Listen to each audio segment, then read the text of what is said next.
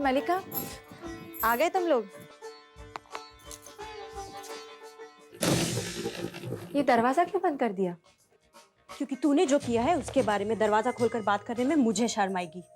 तूने अपनी लाज शर्म भुला दी है शिवानी, लेकिन मैं अपने परिवार के संस्कार नहीं भूली हूँ। क्या बात है मलिका, क्या किया मैंने? क्या किया है मैंने? तूने तो वो नीच और घटिया हरकत की है शिवानी, जिसे सुनकर दुनिया के सारे माँ बाप अपनी बेटियों पर भरोसा करना बंद कर देंगे। तूने हमारे घर वालों को धोखा दिया है शिवानी, मुझे धोखा दिया है, अपने ससुराल वालों को धोखा दिया है। तूने कस्में खा खा कर बड़ी अम्मा को भरोसा दिलाया था कि तूने राजीव को भुला दिया है। हमारे घर वालों की नजरों में तू त्याग करके महान बन गई थी, और मैं समझती थी कि कहीं मेरी शादी ना टूट जाए, इसलिए तूने अपने अरमानों की बलि दे दी। लेकिन आज पता चला है शिवानी कि वो सब सिर्फ एक नाटक था, सिर्फ नाटक। साफ साफ बोल मलिका, तू कहना क्या चाहती है? अनजान मत बन शिवानी। आज मुझे समझ आया कि तू देवर जी से इतनी दूरी क्यों बना के रखती है। क्यों? क्योंकि तू आज भी राजीव से प्यार करती है शिवानी। तू आज भी उससे छुप छुप कर मिलती है। तूने ही राजीव को मुंबई बुलाया है, तूने ही उसे हमारी कंपनी में नौकरी दिलवाई है। नहीं, ये झूठ है, सरासर झूठ है। मेरा यकीन मान मलिका, जिस दिन से मैंने राजीव को वापस लौटाया है, तब से लेकर आज तक मैंने उसके साथ कभी बात तक नहीं की। वो यहाँ कब आया, उसे नौकरी कैसे मिली, मुझे कुछ नहीं मालूम। अब इन बातों का कोई फायदा नहीं है शिवानी। तेरा पाप उजागर हो चुका है। तू झूठी है, फरेबी है, मक्कार है, चरित्रहीन है तू। बस कर मलिका, बस कर। इसके आगे अगर तूने एक भी लफ्ज बोला ना, तो मैं भूल जाऊंगी कि तू मेरी बड़ी बहन है। मैं भी याद नहीं रखना चाहती कि तू मेरी बहन है। थू है ऐसी बहन पर।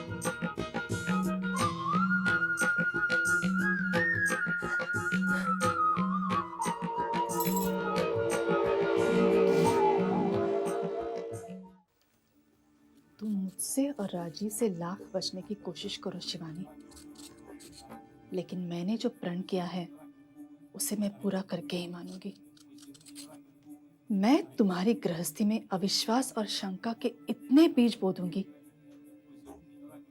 कि तुम अपने चारों तरफ जिधर भी नजर डालोगी, तुम्हें बर्बादी की फसल लहलाती नजर आएगी।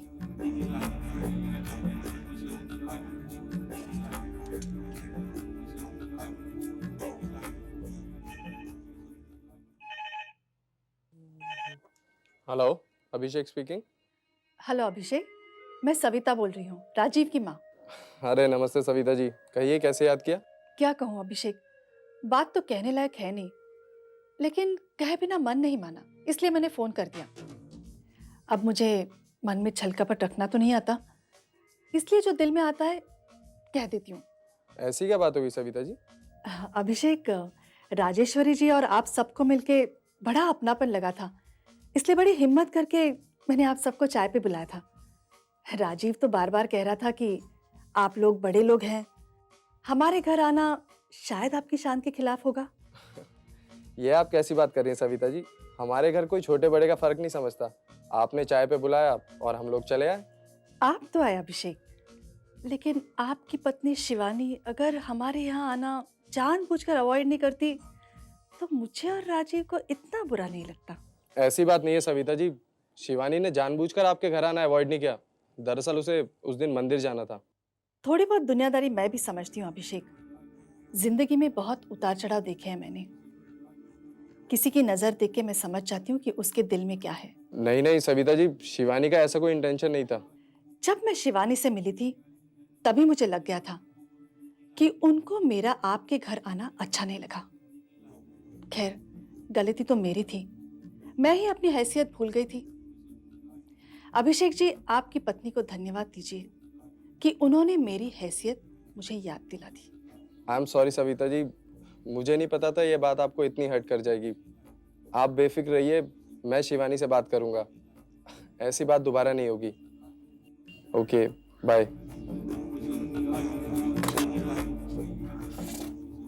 अब देख शिवानी क्या होता है।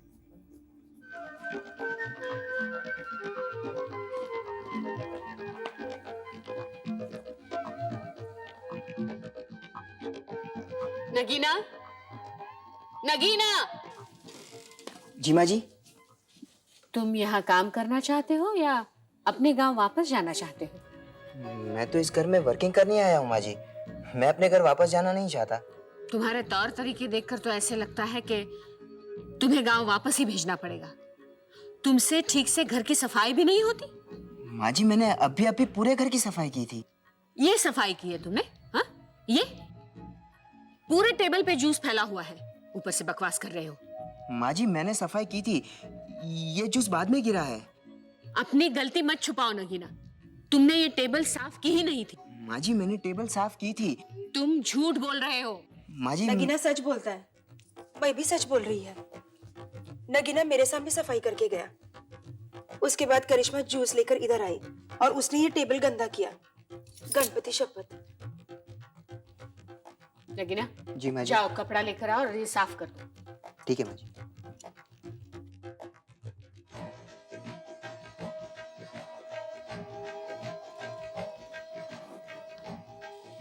तुम बड़ी भोले हो भाभी। तुम इतना भी नहीं समझते कि नौकरों के सामने अपने घर के लोगों की गलती नहीं बताई जाती। पर मैं तो जो सच था वही बोली। हाँ, वो तो ठीक है, लेकिन कई मौके ऐसे होते हैं जब सच को छुपाना ही अक्लमंदी होती है। अगर अक्लमंद वाला बनने के लिए मेरे को झूठ बोलना पड़े तो मेरे को अक्लमंद वाला नहीं बनने का है। मैं जैसी है वैसी ही रहेगी। तुम्हारे इस तरह की बातों से ये छोटे लोग हमारे सिर चढ़ जाएंगे। इन लोगों को इनकी हैसियत दिखाना जरूरी होता है।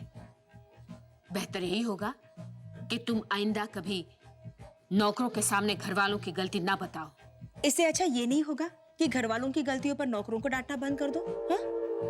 तुम मेरी भाभी होकर मेरे खिलाफ एक नौकर का साथ दे रही हो। देखो बहन जी, मैं अभी का अभी फर्स्ट और लास्ट टाइम साफ साफ बता देती हूँ, ना ही मैं नौकर का साथ देती हूँ और ना ही मालिक का। मैं सिर्फ सच का साथ देती हूँ और सच का साथ देने से मेरे को कोई नहीं रोक सकता, तुम भी नहीं।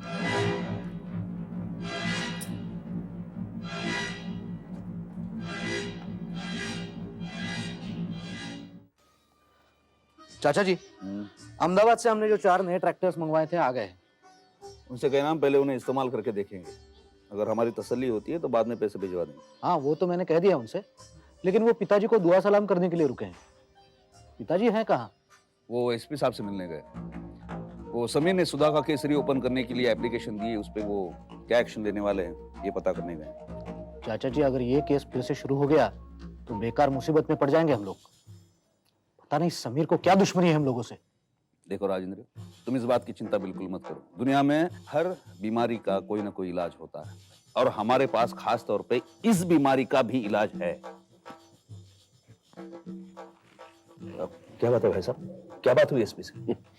एसपी ने कहा है कि वो समीर की एप्लीकेशन को डस्टबिन में फेंक देगा और केस को रीओपन करने की परमिशन नहीं देगा। ये तो बहुत अच्छी खबर है पिताजी। अब उस 2 कौड़ी के सीबीआई इंस्पेक्टर की अकल ठिकाने आएगी। मुझे तो लगता है वो राजकोट का रास्ता ही भूल जाएगा। लेकिन मुझे नहीं लगता, क्योंकि ये इंस्पेक्टर समीर जिस शिद्दत से इस केस के पीछे पड़ा था, उससे मुझे लगता है कि कहीं ना कोई राज जरूर है जो हमें नहीं मालूम। राजेंद्र, तुम एक काम करो, मुंबई में अपने लोगों को खबर करो कि वो ये पता लगाएं कि आखिर ये समीर है कौन और सुधा के केस में वो इतनी दिलचस्पी क्यों ले रहा है। जी पिताजी। सुरेंद्र जी क्या बात है, तुम क्या सोच रहे हो? भाई साहब, मैं सोच रहा हूँ जब समीर को इस बात का पता चलेगा तो वो इस बात पे क्या सोचेगा। मैंने हारना नहीं सीखा है चेतन। अगर एसपी साहब ने मुझे केस रीओपन करने की परमिशन नहीं दी तो मैं अदालत का दरवाजा खटखटाऊंगा। मैं अदालत से अपील करूंगा कि मेरे सुधा दीदी के कातिलों को सजा दे, क्योंकि जब तक उन हत्यारों को सजा नहीं मिल जाती ना मेरी दीदी की आत्मा को शांति मिलेगी और ना मुझे सुकून। मैं उन हत्यारों को छोड़ूंगा नहीं चेतन। लेकिन सर, आप किस बेसिस पर कोर्ट में जाएंगे? पुलिस इस केस को सुसाइड का केस मानकर फाइल बंद कर चुकी है और पुलिस की फाइल में आत्महत्या को इतनी मजबूती से साबित किया गया है कि इसमें लूप होल मिलना मुश्किल है। और सर, आपके पास ना सबूत है ना गवाह जिससे आप ये साबित कर सके कि ये आत्महत्या नहीं हत्या का केस है। और सर, कोर्ट बिना सबूत या गवाह के इस केस को रीओपन करने की परमिशन नहीं देगी। चेतन, अगर ठाकुर परिवार का ही कोई सदस्य ये गवाही दे दे कि सुधा दीदी की हत्या की गई थी तो लेकिन सर, ठाकुर परिवार का ऐसा कौन सा सदस्य है जो गवाही देने को तैयार हो जाए? है चेतन, है। ठाकुर परिवार की बेटियां शिवानी और मलिका। शिवानी और मलिका? नहीं सर, नहीं। वो आपके पक्ष में गवाही नहीं देंगी। वो अपने परिवार के खिलाफ नहीं जाएंगी। शिवानी और मलिका को मैंने अपनी बहन बनाया चेतन। हालांकि सच्चाई ये है कि मैंने उनके करीब जाने के मकसद से ही उन्हें बहन बनाया था, लेकिन मुझे इस बात का कोई अफसोस नहीं, क्योंकि मेरी नीयत साफ है। मैं इंसाफ चाहता हूं चेतन, और इसके लिए मुझे साम दाम दंड भेद किसी का भी इस्तेमाल क्यों ना करना पड़े। और अगर फिर भी शिवानी और मलिका ने आपके पक्ष में गवाही देने से इनकार कर दिया तो? भगवान जब एक दरवाजा बंद कर देता है ना चेतन, तो 10 दरवाजे और खोल देता है। मुझे पूरा यकीन कि मेरी दीदी के कातिलों को सजा जरूर मिलेगी।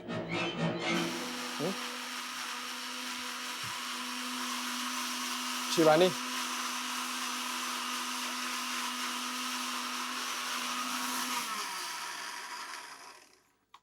क्या हुआ? तुम कमरे में चलो, मुझे तुमसे कुछ बात करनी है। देखो, इस वक्त मैं काम कर रही हूँ। जो भी बात है यहाँ नहीं हो सकती। ये किचन है शिवानी, यहाँ कभी भी कोई भी आ सकता है, और मैं तुम्हें सबके सामने जलील नहीं करना चाहता। अच्छा, तो तुम मुझे अकेले में जलील करना चाहते हो? तुमने काम ही ऐसा किया है। देखो अभिषेक, मैंने क्या किया ये तो मुझे नहीं पता, लेकिन मैं जलील तो उसी दिन से होते आ रही हूँ जिस दिन से मैं इस घर आई हूँ। देखो शिवानी, मुझे तुम्हारी बकवास सुनने में कोई इंटरेस्ट नहीं है। मैं सिर्फ इतना जानना चाहता हूँ कि तुमने सविता जी के घर जाने से क्यों इनकार कर दिया। वजह तुम जानते हो, मुझे उस दिन मंदिर जाना था। मंदिर जाना था या मुझे नीचा दिखाना था? क्या मतलब? मतलब ये कि सविता जी के घर ना जाने की वजह से मुझे उनके सामने कितना शर्मिंदा होना पड़ा। उन्हें ये लग रहा है कि उन्हें छोटा और गरीब समझकर तुम उनके घर नहीं गई। ऐसा उन्हें लगता होगा, लेकिन मैंने ऐसा कुछ भी नहीं सोचा था। तुम्हें ये बात फोन करके सविता जी को बतानी पड़ेगी। मैं इसकी जरूरत नहीं समझती। ये बदतमीजी है शिवानी। तो क्या तमीज भी अब मुझे तुमसे सीखनी पड़ेगी? बहस मत करो, सविता जी को फोन करके उनसे माफी मांगो। मैं नहीं मांगूंगी। जिद मत करो शिवानी, मैं पति हूं तुम्हारा, और मैं चाहता हूं कि तुम सविता जी से माफी मांगो। पति के लिए पत्नी के क्या कर्तव्य होते हैं ये तो तुम्हारे घर वालों ने तुम्हें सिखाया ही होगा। पति के लिए पत्नी के क्या कर्तव्य होते हैं ये मेरे घर वालों ने मुझे सिखाया है, लेकिन पत्नी के लिए पति के क्या कर्तव्य होते हैं ये शायद तुम्हारे घर वाले तुम्हें सिखाना भूल गए। शिवानी तुम चिल्लाओ मत। चिल्लाना मुझे भी आता है, लेकिन अगर मैं जोर से बोल पड़ी ना तो तुम्हारे घर वालों के सामने तुम्हारा नकाब उतर जाएगा। तुम्ही ने मुझसे रिक्वेस्ट की है कि हम पति पत्नी की तरह नहीं रहते, ये बात मैं किसी को पता चलने नहीं दूं। लेकिन अगर तुमने मुझे मजबूर किया ना तो मेरी जुबान खुल सकती है। तुम मुझे धमकी दे रही हो? मैं तुम्हें धमकी नहीं दे रही हूँ, बल्कि असलियत बता रही हूँ। और असलियत यही है कि जब तक तुम मुझे पत्नी के रूप में स्वीकार नहीं करते, तब तक तुम पति की तरह मुझ पर रौब नहीं दिखा सकते।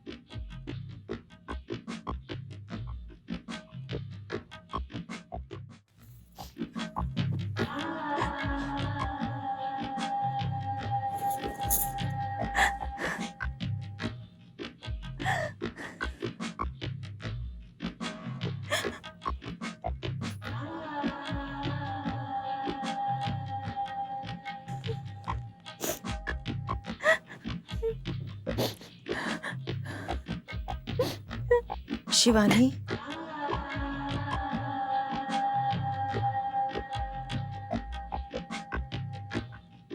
जो कुछ भी मैंने सुना, क्या वो सच है?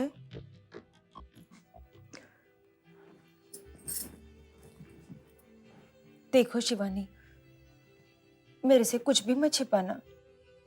मैं भी एक औरत है और औरत की पीड़ा को मैं अच्छी तरह समझती हूँ। तू सिर्फ मेरे को एक ही बात बोल, मैंने जो कुछ भी सुना वो सच है कि नहीं?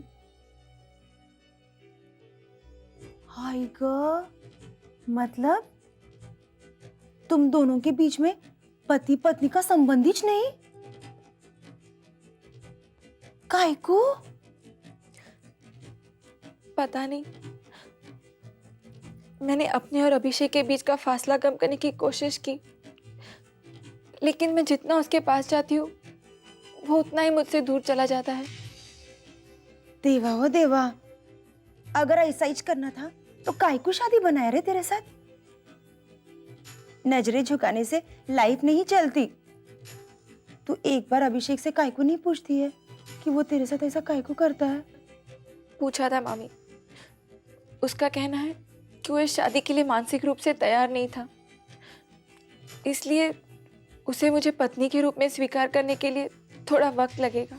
खोटो बोलतो है तो फक्त झूठ बोलता है। अगर मानसिक रूप से वो तैयार नहीं था तो काय को शादी किया वो तेरे साथ? जरूर कोई दूसरी वजह रे। दूसरी क्या वजह हो सकती है? देख, मैं मेरी एक्सपीरियंस से तेरे को बोलती है। एक तो ये कि तेरा धनी मुंबई का छोकरा है, हो सकता है कि उसको चटक मटक तितली माफिक छोकरियां पसंद हो, और तू घरेलू संस्कारी है, इसलिए वो तेरे से दूर भागता होगा। नहीं तो जरूर दूसरी औरत का ही चक्कर है। ये आप क्या कह रही है मामी? मैं झूठ नहीं बोल रही। मर्द जात पर भरोसा करना ही नहीं चाहिए, वो लोग तो कुछ भी कर सकते हैं। हाँ, अरे अरे रे रे, रोने का नहीं। औरत जात तो वैसे भी रोने के नाम से बदनामी है। और फिर तू काय को रोएगी? हाँ, तेरे में क्या कमी है? तू पढ़ी लिखी है, सुंदर है, जवान है। तेरे को तो तेरा हक छीन कर लेना चाहिए, जैसे मैंने किया था। तेरे मामा है ना, मेरे से शादी की, फिर मेरे को छोड़कर भाग गए, पर मैंने भी नहीं छोड़ा। पहले मैंने उनका गर्दन पकड़ा, फिर रोई धोई, थोड़ा सा नाटक भी किया, पर अपना हक लेकर रही मैं। हाँ, तू भी वैसा ही कर। मर्द लोग बड़े नाटकबाज होते हैं, इसलिए औरतों को भी ना थोड़ा सा नाटक करना ही पड़ता है। हाँ, लेकिन मैं क्या करूं मामी? मैं जब भी अभिषेक से कोई सवाल करना चाहती हूँ वो कोई ना कोई बहाना बनाकर टाल देता है। अभी नहीं टाल पाएगा, क्योंकि अब मैं तेरे साथ है। तू वही करेगी जो मैं तेरे को बताएगी। तुम लोग हनीमून पे जा रहे हैं ना, उसके पास कोई वजह नहीं होगी तेरे से दूर भागने की। तू मौका दे और उससे एकदम करीब जाने की कोशिश कर। अगर वो फिर भी तेरे से दूर भागा ना, तो तू उसका गला पकड़ और एक बार फैसला कर ही डाल, या तो इस बार नहीं तो उस बार। अभिषेक को वश में करने का मैं तेरे को एक मंत्र भी सिखाएगी। अगर दूसरी औरत का चक्कर नहीं है ना, तो वो तेरे से दूर कभी नहीं जाएगा। अगर वो फिर भी तेरे से दूर भागेगा ना, तो जरूर दूसरी औरत का ही चक्कर है। कुछ भी हो, दूध का दूध और पानी का पानी होना चाहिए। तेरी जिंदगी का सवाल है बाबा। तुम ठीक कहती हो मामी, इस बार मैं खाली हाथ नहीं लौटूंगी। या तो मेरे पास मेरा पति होगा, या फिर उसकी मुझसे दूर रहने की वजह।